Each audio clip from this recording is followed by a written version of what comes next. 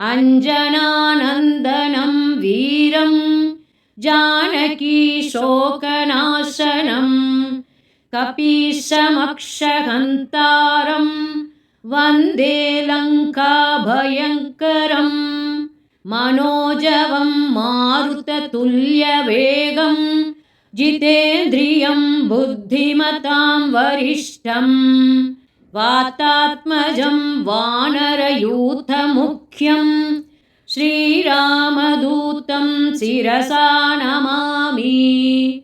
यत्र यत्र रघुनाथकीर्तनं तत्र तत्र कृतमस्तकाञ्जलिं बाष्पवारि परिपूर्णलोचनं मारुतिं नमत राक्षसान्तकम्।